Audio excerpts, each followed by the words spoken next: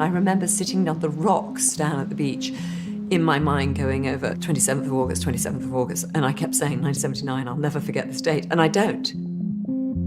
Every year that date comes around, and we remember it. 40 years ago, Lord Mountbatten, the great-uncle of Prince Charles, was blown up at sea by the IRA at Mullaghmore, off the west coast of Ireland. By killing Mountbatten, you sent ripples around the world in a way which no other assassination could have achieved. No member of the British royal family had been murdered by terrorists within living memory. At the time, I could not imagine how we would come to terms with the anguish of such a deep loss. 3 others were killed on the boat, including 2 teenage boys. There was a mighty bang, a huge crack like thunder, and I immediately said, Paul is dead. The day was marked not just by the Mountbatten bomb, but by a second IRA attack that killed 18 British soldiers at Warren Point, across the border in Northern Ireland. The IRA couldn't believe their luck. For the nationalist population, we were monsters. This is the story of that day, told by those directly affected by it.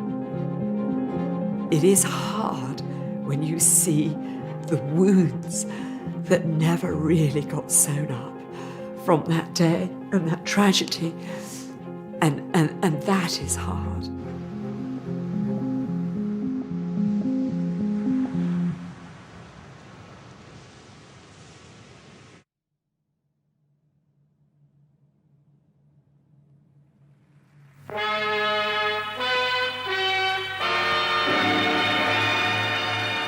In a few minutes from now, I'll know whether or not we're going to succeed in telling the exciting story of a man whose courage and daring in the war and far-ranging influence in peace have significantly contributed to the shaping of this century's history.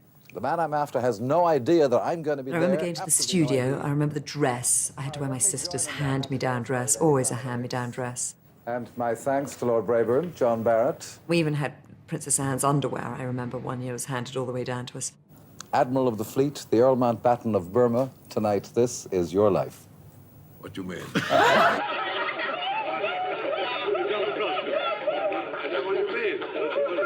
here, we have a whole host of surprises for you. Amazing that they managed to pull that off.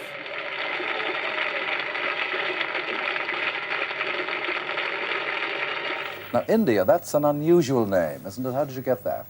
Because my grandfather was the last Viceroy of India. Because my grandfather was the last Viceroy of India. Of course, nowadays people say, what's a Viceroy? As Viceroy, he was the last colonial ruler of India. He was also Admiral of the Fleet, second cousin of the Queen, and mentor to the Prince of Wales. The Earl Mountbatten of Burma was for half a century one of Britain's leading public figures. Can you bear having hot milk in it, or would you rather not have milk in it? In retirement, he spent more time with his family, but he still enjoyed the public spotlight so much that he allowed an ITV crew to record his annual summer holiday in Ireland, even if it meant compromising the family's privacy. Every Easter, every summer, every Christmas, every single holiday, we were together with our natural cousins. 1, 2, 3, whoopsie! Classy-Born was always in the summer, a month in August. Yes, twins, where are the twins? For all of the fact that it was called Classy-Born Castle, essentially it wasn't. It was a Victorian mansion with some turret built onto the end of it.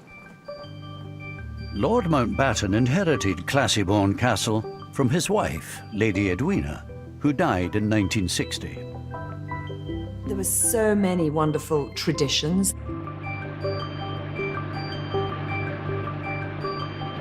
The heart of the holiday was going out on the boat. I would go a lot on the boat. We all did. Come on. The building of the dams, that was absolutely a tradition and taken very seriously. Everybody knew what they had to do. Give it to me, I say. Listen, you start, make the hole here. There it is, see? From here, then you start doing the dam. Out of the way, Fee. You see, he was admiraling, wasn't he? No, put it this way. Go on, do it yourself. Do as you're told. Yes, I did. There we are. There you are. It would be hard to be chief of combined operations and then not be in charge of the family dam. Let's face it. The Mountbattens were generally viewed by the locals as benevolent, well-meaning, helpful people who it was nice to have around. The neighbourhood benefited as a result of their presence. Each summer, the Mountbattens would take up residence at Classiebawn Castle, overlooking the pretty fishing village of Mullaghmore. The family's visits brought a touch of glamour and jobs for the locals. This photograph here was in the dining room of Classiebawn at a dinner. That's just me there. When you look back so many years ago, it's now 40 years, you can always say the memories of them are happy ones. And that's the most important thing of all. Do you remember this mother? Lord Louis gave you this book. Yeah. To Mrs. Barry, with grateful appreciation, Mountbatten of Burma, Classiebawn Castle, August 1978. And it was Barbara Carson's book of useless information. So my mother treasures that very much. I think that's the last thing he gave to her.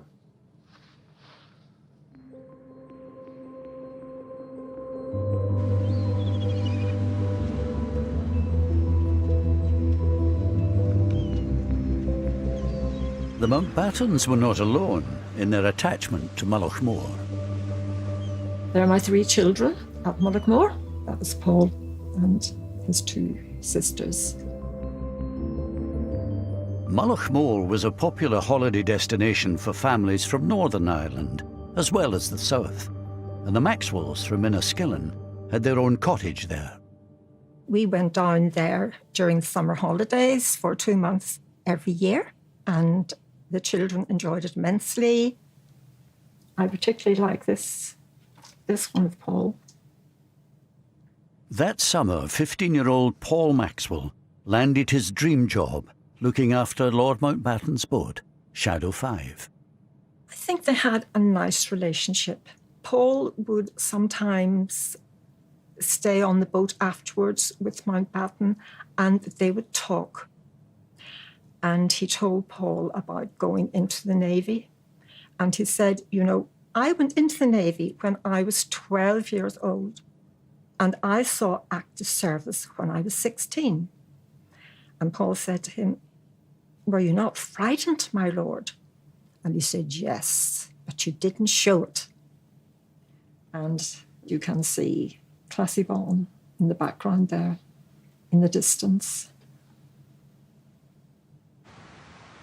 Classiebawn itself had been a fairly early example of what you might call sort of English colonisation. In a sense that quite clearly they were intruders. The Irish obviously presented Britain as such and wanted us out. The Mountbatten summer retreat was in County Sligo, in the Republic of Ireland. Mullaghmore was only 13 miles from the border with Northern Ireland, where in 1969 a bloody conflict broke out.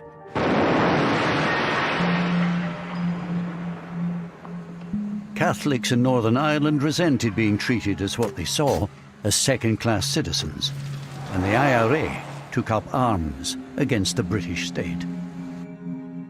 Despite the nearby troubles, the Mountbattens kept coming to Classiebawn. They enjoyed protection from the local police, the Garda, but it was all kept very low-key. The families themselves were very rarely targeted at all, and there was very little personal animosity. But I don't believe the Garda, more than anybody else, believed that actually there was a serious threat. Judging the appropriate level of security for the Mountbattens was a tough call. My grandfather was very keen not to have the intrusion of an overly protective force around, which is funny when you think that on the mountainside there was a big painted sign, Brits go home. You arrive for your summer holiday and that's the welcome. A reminder that while the fishing village of Mullaghmore itself may have welcomed the Mountbattens, County Sligo had deep roots in the Republican movement. Mountbatten would have been seen by people in the IRA leadership as a cultural icon of the British establishment. Anthony McIntyre joined the IRA in Belfast in 1973. He wanted to get the Brits out and create a united Ireland. Although he later fell out with the IRA, he understood their mindset at the time.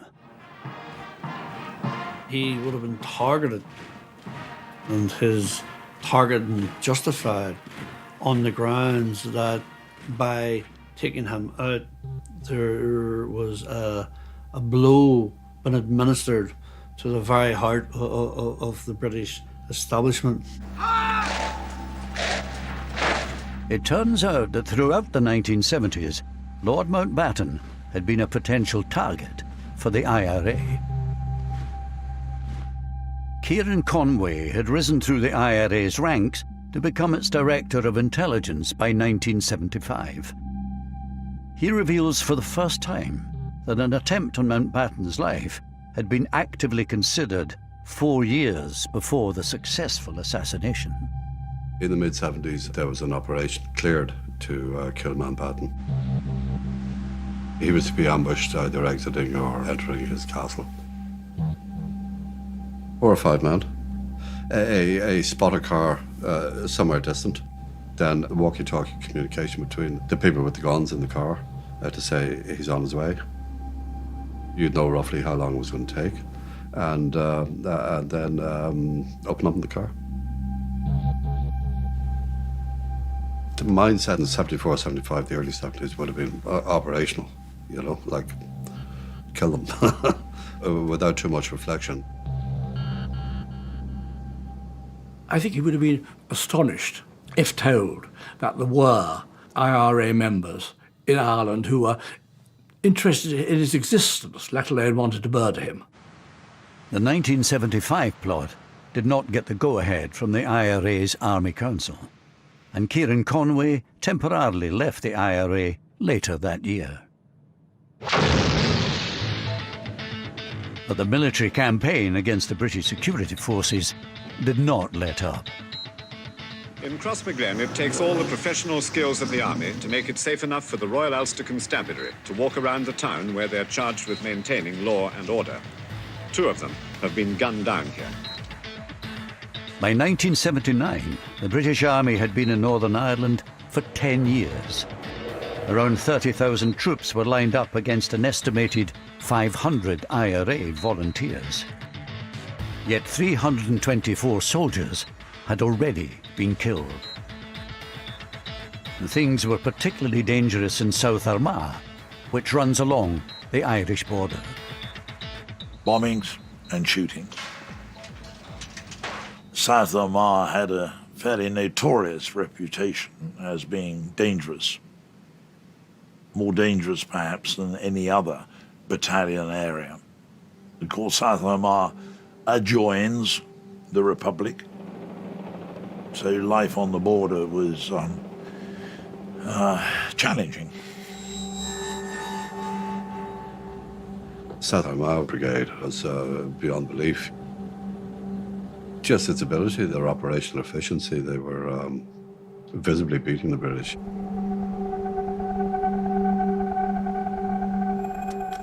In the summer of 1979, the South Armagh Brigade was plotting 2 of the most ambitious attacks of the IRA's campaign so far. One in Warren Point, the other just south of the border in Mullaghmore. There, during the night of the 26th of August, the IRA planted a remote-controlled 50-pound bomb on Lord Mountbatten's boat, Shadow 5, sitting unguarded in the harbour.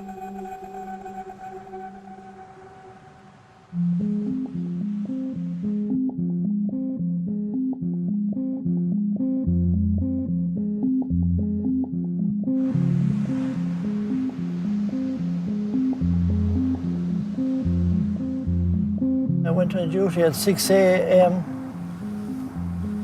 up at the castle here. 9 to 9:30, Lord Mountbatten and his family came out from the castle and informed us that they were going down to the pier. So we got into a patrol car and we escorted them. In this unique photograph taken just 24 hours earlier, showing the family and staff outside Classiebawn, all the members of Lord Mountbatten's boat party are present. His son-in-law, Lord Brabourne, and his daughter Patricia, their 14-year-old twin sons, Timothy and Nicholas Knatchbull, and their 83-year-old grandmother, Doreen, the Lady Dowager. The only non-family member on board was the 15-year-old Northern Irish boat boy, Paul Maxwell.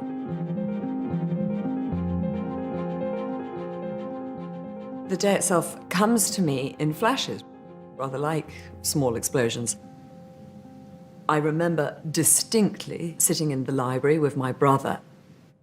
My grandfather and the others had gone out of the boat, and Ash and I were watching on this crackly, fuzzy television screen, Laurel and Hardy. On that day, the 27th of August, 1979, I was sitting on the back patio with Paul's father and Aunt Lisa.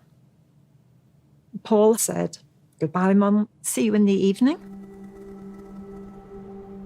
I didn't think that was the last time I would ever see him alive.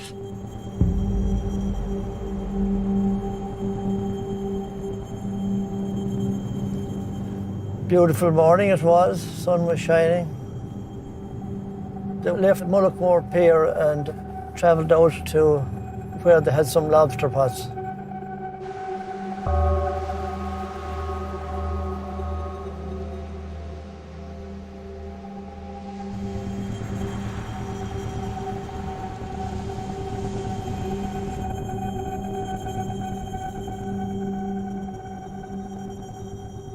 This is where we were. Yes, looking out, you could see the boat as it came along.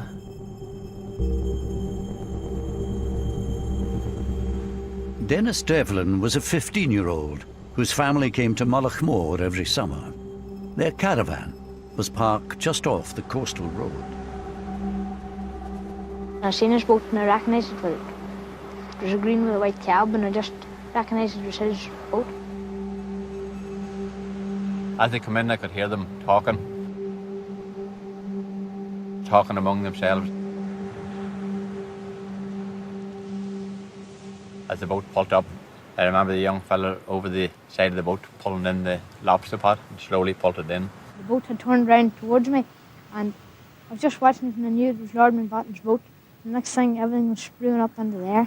Everything just rose up and I knew it was an explosion. Suddenly there was a flash of light and a loud bang. And you could see the boat had just disintegrated. It was obvious that a bomb had gone off. There was a mighty bang, a huge crack like thunder. And I immediately said, "Paul is dead."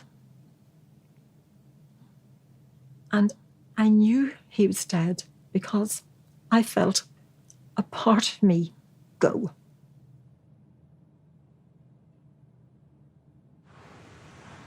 My brother, sister, and I were taken into the study, and before anything, we were asked to take these pills with a glass of water. I'd never taken a pill in my life before. And that, to me, was more surprising than anything of that day. I couldn't understand why I was being made to take a pill.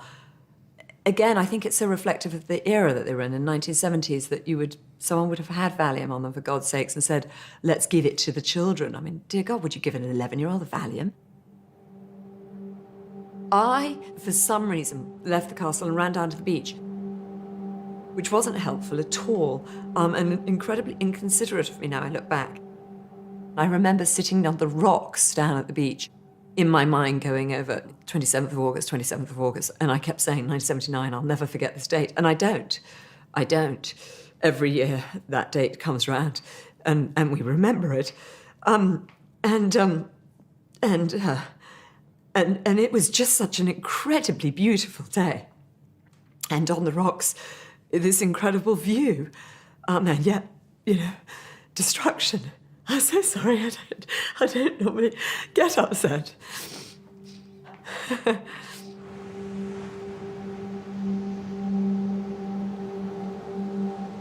I remember it very vividly, every moment of it, really, from the very start to the very end of the day, and I think I'll always remember it. Lord Mountbatten's boat had exploded, so immediately I got two friends and we went out on the boat to see what we could do. And we arrived there, and those other boats that were in the near vicinity, they were already lifting the survivors. And at what point did you realise that Mountbatten himself had been killed? I think when we actually took him from the boat that he'd been brought ashore in and brought him to the ambulance, that's the first that I realised that he had actually been one of the fatalities. He was one of the first who was actually taken ashore.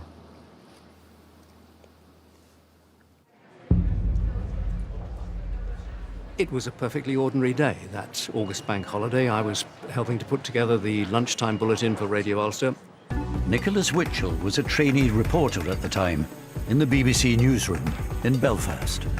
We received a tip-off from somebody we knew suggesting that there had been an explosion reported at Mullaghmore in the Republic of Ireland. I do remember forming the words on my pad, Mountbatten dead. By now, all but one of the bodies of the boat party had been recovered. Lord Mountbatten and Paul Maxwell had been killed instantly. The 83-year-old dowager fatally injured. The parents of the twins were also seriously wounded, as was 14-year-old Timothy. His twin brother Nicholas was still missing.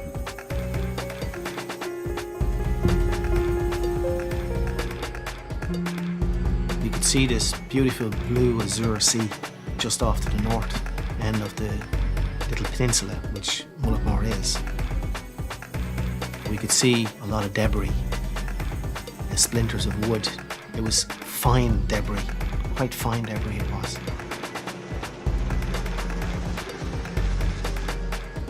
I was winched from the rescue helicopter.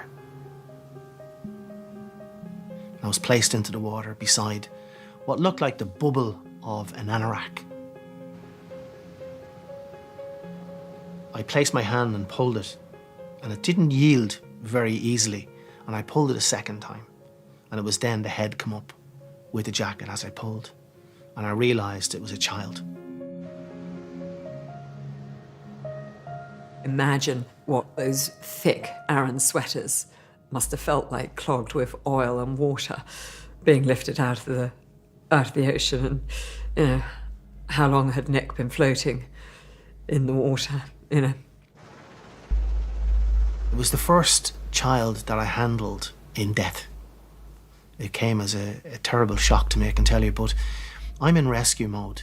I need to get him out of that water. I need to give him over to his family. 14-year-old Nicholas Knatchbull's body was returned to Mullaghmore Harbour. It's the last photograph we have of Paul. That's Paul. And that is Nicky and Timmy. So one boy survived and the other two were killed. He survived because he was up on the roof. Mountbatten was in the middle between Paul and Nicky. And so they got full blast.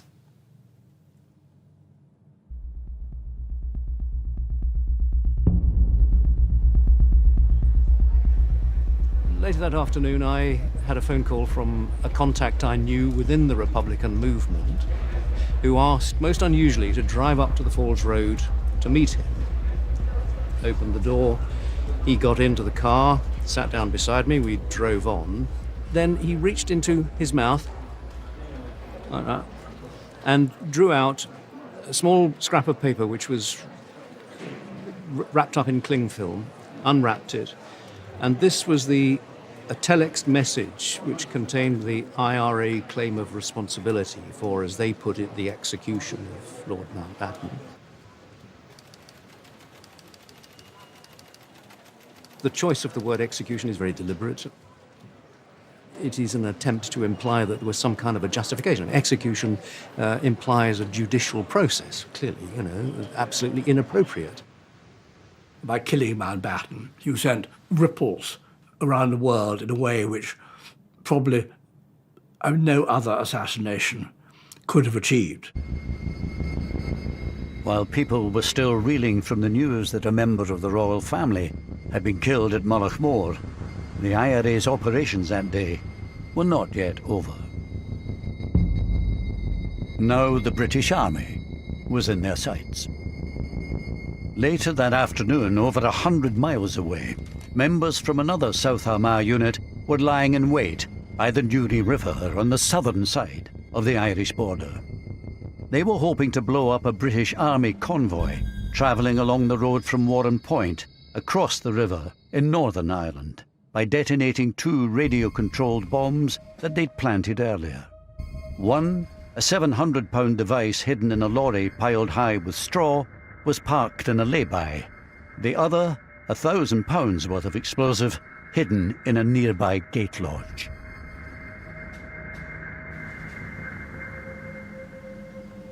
Travelling down, I remember messing about with a car behind us.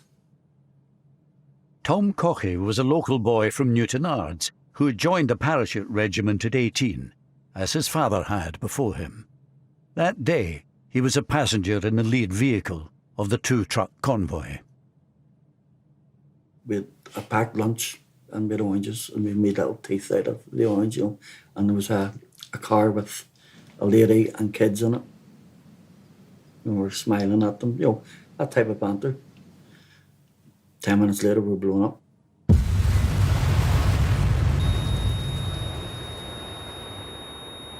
Not a bang, just a rumble. And I had the sensation of flying. Not even coming to, just looking about, sitting there, and everything's just a mess. I came into the roundabout and you couldn't see past the roundabout, totally obscured with smoke. Peter Malloy was a freelance photographer at the time, who just happened to be passing. I got out, grabbed the cameras, and just as I'm going into it, a policeman's coming running out, and he's screaming.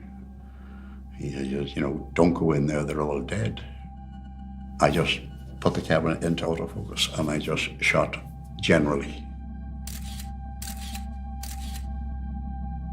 The first thing I saw was a long wheelbase Jeep, and there were soldiers in that, and one look told you they were obviously dead.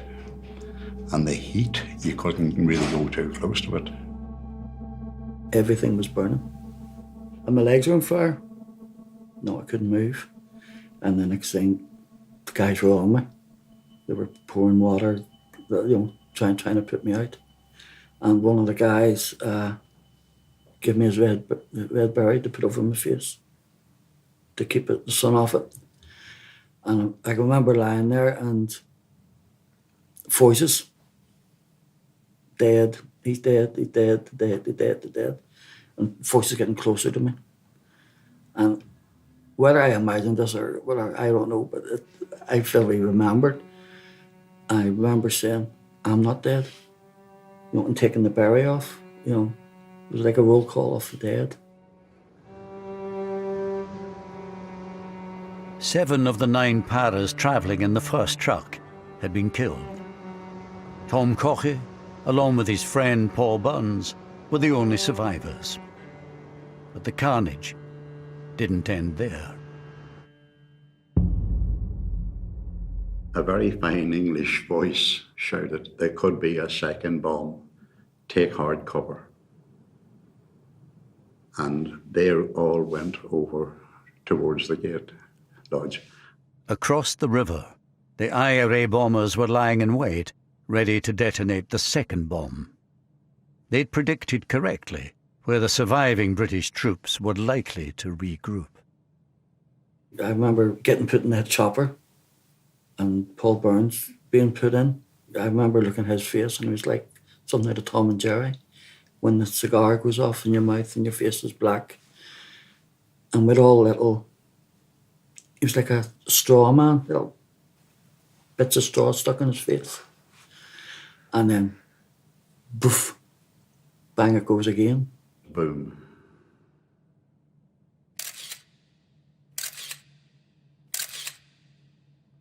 I was thrown back and I got up again and it was over. Basically, it was over.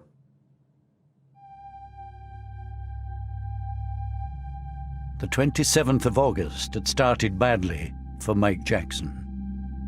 The news came through of the Markmoor bombing and the death of Earl Mountbatten, amongst others, which was obviously very shocking. Now, as the news broke that his fellow paras had been ambushed at Warren Point, Jackson himself was called into action. The brigade commander looked at me and said, "Mike, what are you doing here? You go down to the site, secure it, and take on all the aftermath." And so I gave out some rapid orders and got on the first light helicopter I could. There's no communication. All telephones are cut off, so you're waiting for word to come back from your own lads to what actually is going on. Is there a bit of you thinking, that's my mates? Yes, absolutely. And you want to know who it was because you know that some of your mates were killed. So yes, you did want to know. Dead. Dead. Dead. Dead. Dead.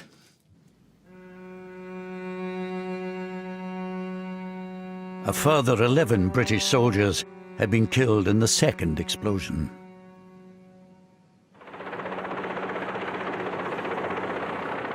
I get to Warren Point and it's a pretty grim sight, as you can imagine.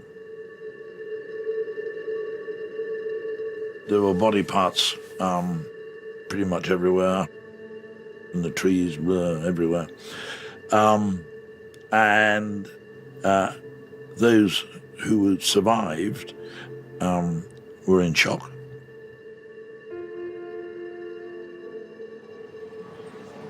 It was absolutely obvious, right from the earliest point, that this was a death toll on an exceptional scale. It transpired, of course, that 18 soldiers had lost their lives, the greatest single loss of life that the British Army had suffered in Northern Ireland.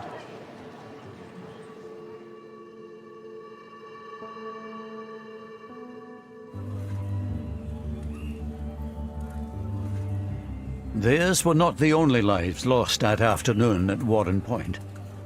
Barry Hudson had been getting ready to go to work at the family's funfair business in Omeath, on the southern side of the border.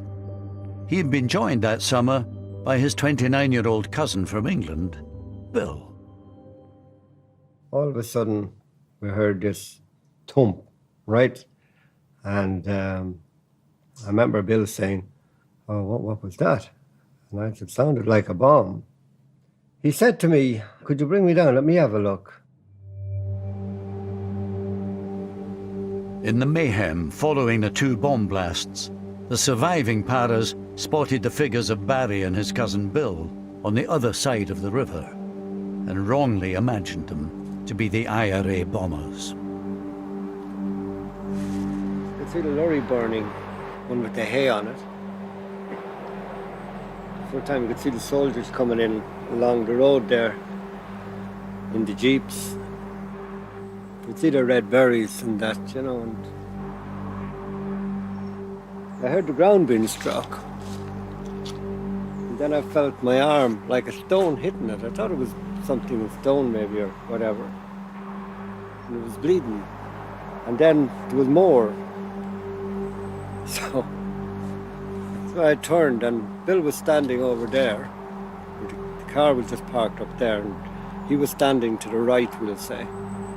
And I shouted at him then to get down. And then you could hear more guns and branches cracking and that. So I ran like hell. And zigzagged up that lane. I've seen it in war film. I always thought it was a load of baloney, really, because you couldn't escape that.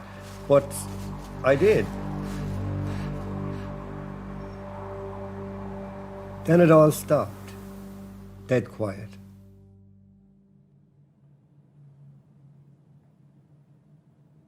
So after about a minute or two, I thought my cousin should be coming up now. I just thought he'd get up and come back up. I looked around the corner and I seen him lying on his back and blood, a lot of blood. And I ran down to the car.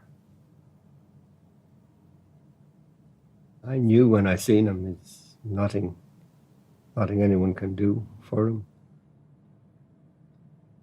The lad that pulled the trigger, I'm sure he was shell-shocked. Didn't enter his head for one instant, not to pull that trigger. And I think that we would all have done the exact same thing in that situation. It was left to Barry to report the tragic news to Bill's father. Ironically, Bill Sr.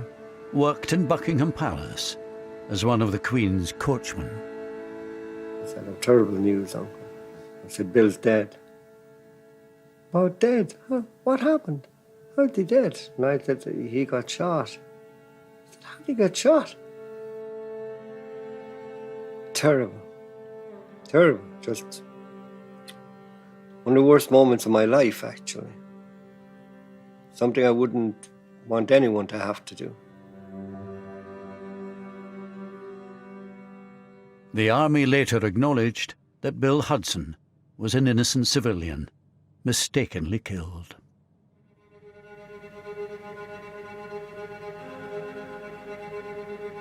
This multiple killing, the worst the security forces have ever suffered in Northern Ireland, coming as it does after the Mountbatten tragedy, must serve to only further heighten tensions in Northern Ireland. Word quickly spread of how meticulously planned the IRA operation at Warren Point had been. Anthony McIntyre was an IRA volunteer locked up at the Maze prison at the time. I thought it was impressive. I thought it was ingenious, because not only did they detonate the first device, they had to wait until the British Army backup arrived and positioned itself behind the gate post and then detonate the second one. So it took nerves of steel for the volunteers to sit there and do that. It was absolutely militarily fantastic. Brilliant. I don't want to say the word fantastic, but, But the big bonus that they had, that they didn't normally have, was they were in a different country. They had no need to run away. Yeah, they were in the south. They were in the south. And that's why they could take their time. You take advantage when you can, and they did.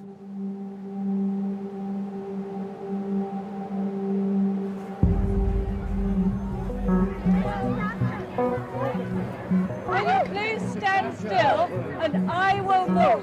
The attacks on Lord Mountbatten and the British soldiers made a deep impression on Mrs. Thatcher, who had been Prime Minister for only 4 months.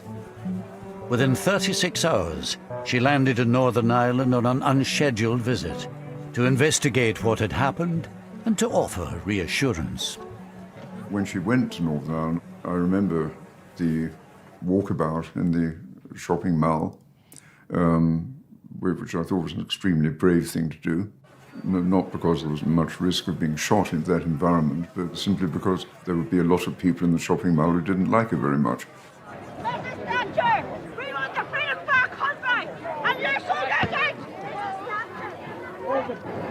She was a very feminine person. And it's like the world of hell. Yes, basically. She was profoundly moved.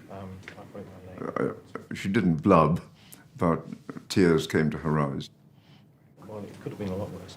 She only very rarely wept, to my knowledge anyway. And when she did, there was good reason for it.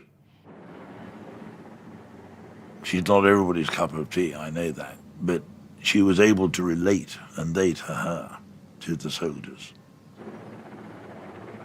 Baudelaire, very doughty lady.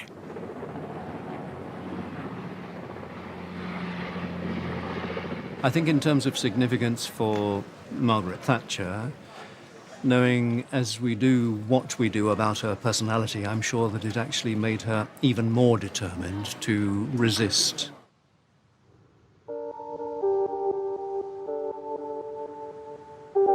Mrs. Thatcher's flying visit did not extend to the scene of the Mountbatten bombing over the border in the Republic of Ireland. Here too the events of that day had made a huge impact. While it was recognised that the IRA had pulled off 2 audacious military operations, in PR terms, opinion was divided. Almost everybody spoke with regret and shame about what had happened to Mountbatten. And that sense, this is our territory, how dare they do this on our territory. But there were a number of people, I won't say a majority, but there were a number of people who said what happened to Mountbatten was wrong. But as far as the British soldiers are concerned, listen, those that live by the sword die by the sword. This feeling was reinforced by the fact that 16 of the 18 British soldiers killed at Warren Point were from the paratroop regiment. The Paras were deeply unpopular on both sides of the Irish border, thanks to an infamous incident that had taken place 7 years earlier. There is no other single incident in Northern Ireland that unites nationalists of all colour, north and south, like Bloody Sunday does. Because to us it was the deliberate killing of peaceful protesters on a march in Derry. 13 civil rights protesters were killed on what came to be known as Bloody Sunday. Here was the British Army turning its guns on the people it called its own citizens. And the soldiers responsible for Bloody Sunday were the paratroopers. So there was a particular feeling of general dislike towards the paratroopers. This dislike was felt particularly strongly by the IRA volunteers locked up in the Maze prison at the time. And how would you characterise the reaction of you and your fellow prisoners to hearing about the Warren Point news? Exuberance, exhilaration. All the Christmases had come at once and come early. The IRA couldn't believe their luck. For the nationalist population, we were monsters. We were quite ruthless, quite callous, quite indifferent to the suffering of the relatives, and found the parachute regiment absolutely anathema. They were celebrating, and of course they were. You know, they had a good day. And doubly good in the sense, you know, with the memory of, for them, the memory of Bloody Sunday. Yeah, of course, yeah. Yeah, what's where the old saying come out, you know, 13 dead, not forgotten. We got 18 on Mountbatten. There's a quote for you. Very good.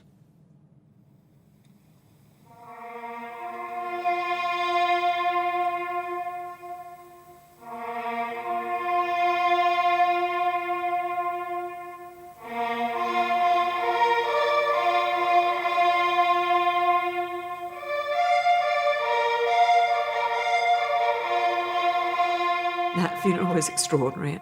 I think my grandfather had masterminded every moment of it, understandably, and it ran to perfection. The whole family of Europe seems to be here. Lord Mountbatten's state funeral, the largest of its kind since Winston Churchill's, provided a vivid reminder of the personal nature of the blow dealt to the royal family.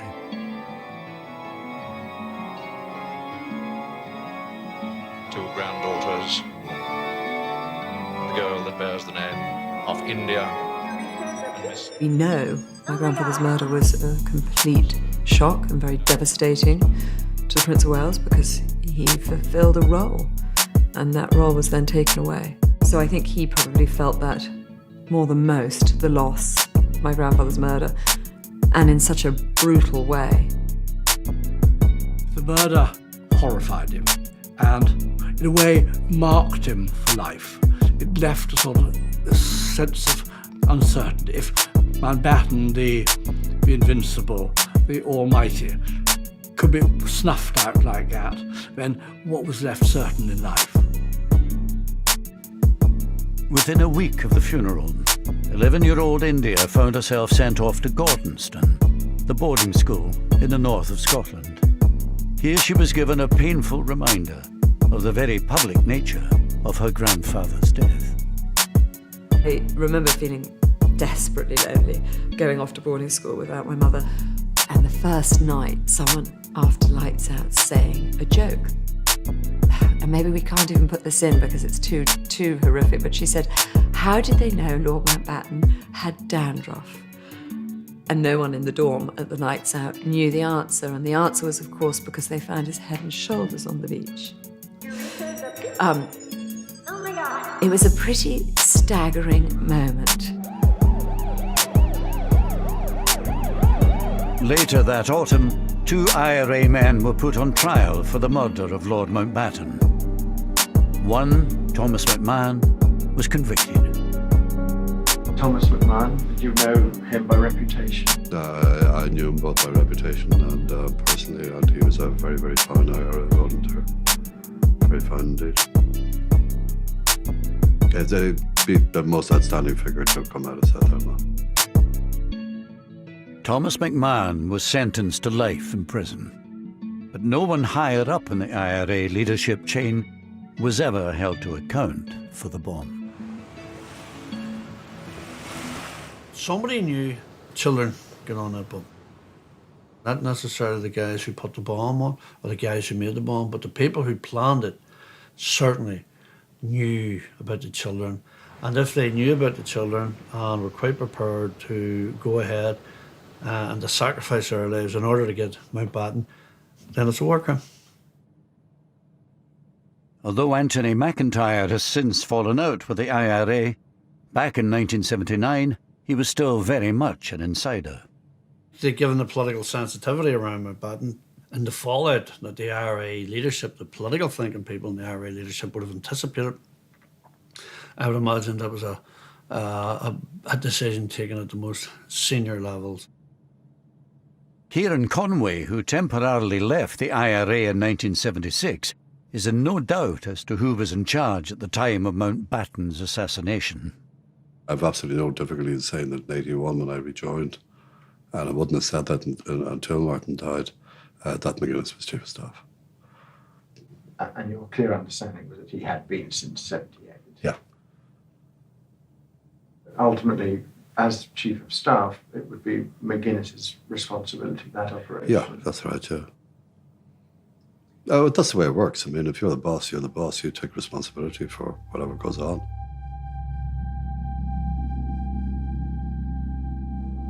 Meanwhile, no one was ever put on trial for the bombs at Warren Point, let alone convicted, despite the arrest on the day itself of 2 IRA suspects near the scene of the carnage.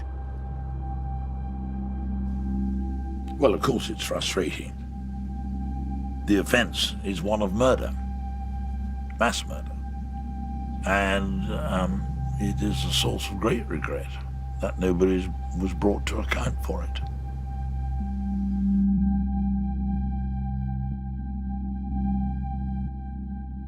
In these past few days, the irresistible force, the political will, has met the immovable object, the legacy of the past, and it has actually moved it. It took another 20 years after the Mountbatten and Warrenpoint killings, but peace was finally established in Northern Ireland by the British and Irish governments at the Good Friday Agreement in 1998. This agreement is good for the people of Ireland, North and South. As part of the peace process, the IRA's prisoners were released, including Thomas McMahon, the sole IRA member convicted of the killings.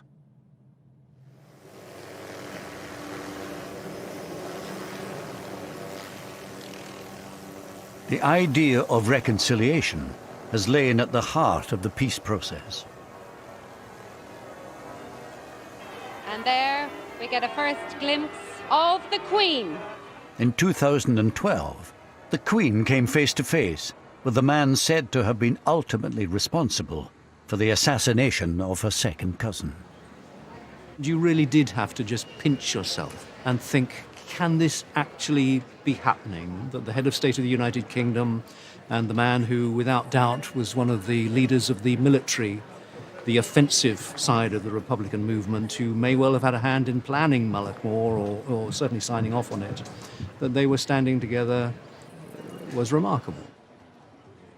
The symbolic strength of that shaking of hands was enormous.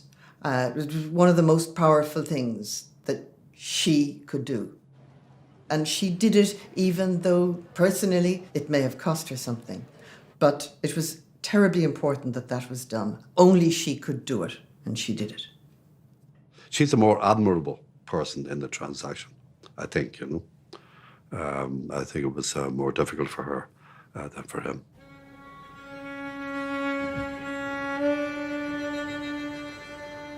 Like mother, like son. 3 years later, the Prince of Wales made his own gesture of reconciliation. The events of 1979 had come as a double blow to him. He was Colonel-in-Chief of the Parachute Regiment, which had lost 16 of the 18 soldiers killed at Warrenpoint. And at Mullaghmore, he'd also lost a mentor who meant so much to him. At the time, I could not imagine how we would come to terms with the anguish of such a deep loss, since for me, Lord Mountbatten represented the grandfather I never had.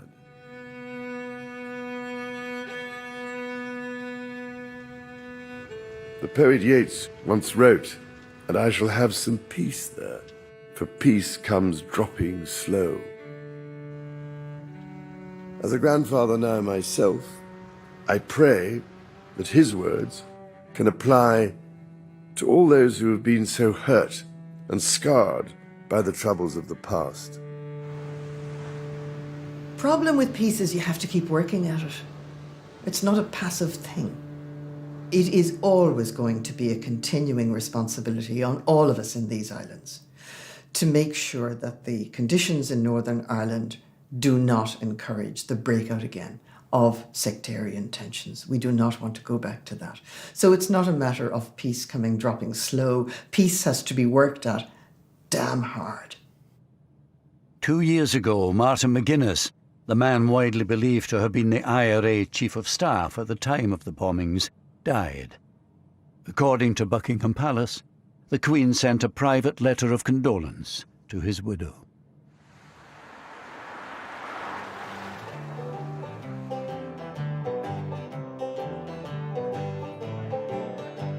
Today, for the most part, normal life has returned on both sides of the Irish border.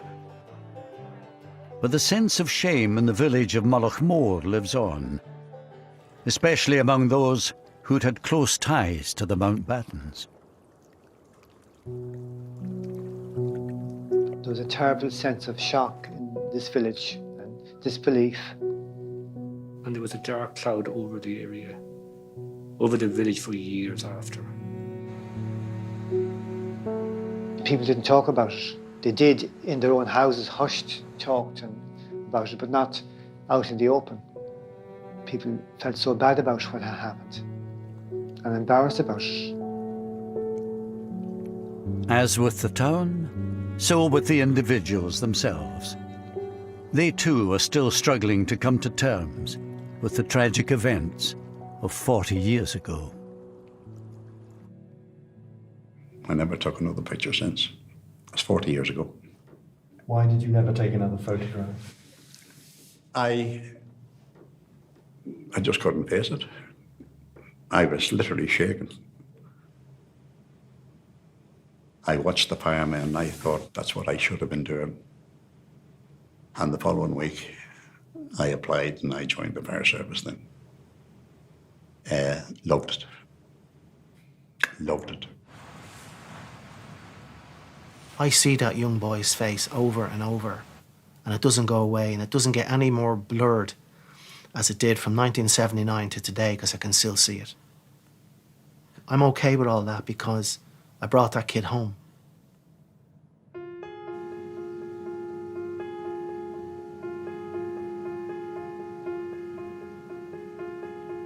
That's 40 years ago now.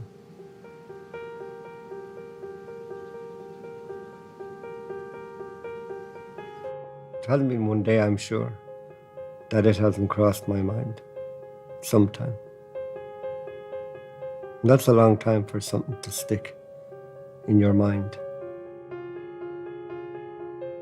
Didn't feel lucky at the time. Didn't feel lucky for 10 years after. I wanted to be with them. Why did I survive? It was like a day that would never end. And then went on to weeks that would never end and years where grieving would never end. And it hasn't. I will always grieve for Paul. I carry him in my heart everywhere I go. I asked my mother about doing this, and she said, yes, absolutely, it's important to keep talking. I think in trauma and in death and in survival, there is so much that is unsaid, and there is, unfortunately, no path. There's no written textbook of healing. And so in amongst my 7 cousins who I am and remain close to, and my own siblings, everybody coped very differently. And some didn't cope well. And of course, we're seeing the side effects of that even to this day. And the damage that was done was so much deeper than any of us could ever have imagined. And adult lives are still being horrifically disrupted. I certainly try not to hold resentment in any way, and that's hard. But forgiveness, I think, is important. One has to move on.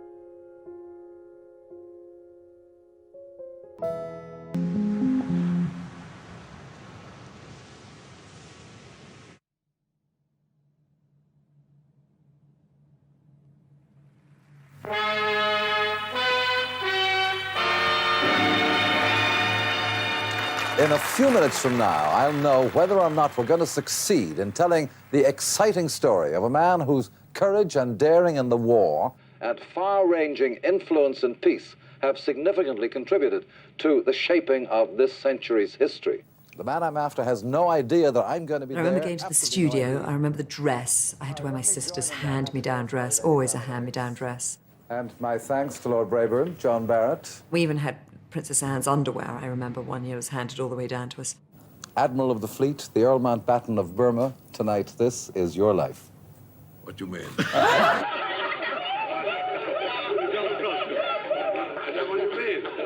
Inside here, we have a whole host of surprises for you. Amazing that they managed to pull that off.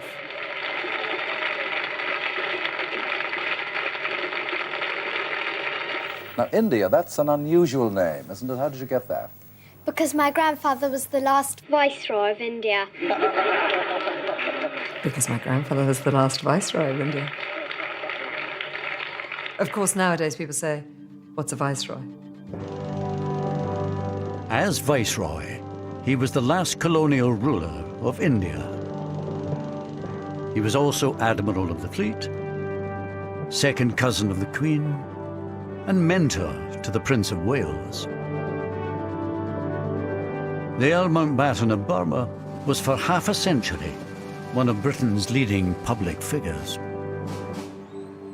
Can you bear having hot milk in it, or would you rather not have milk in it? In retirement, he spent more time with his family, but he still enjoyed the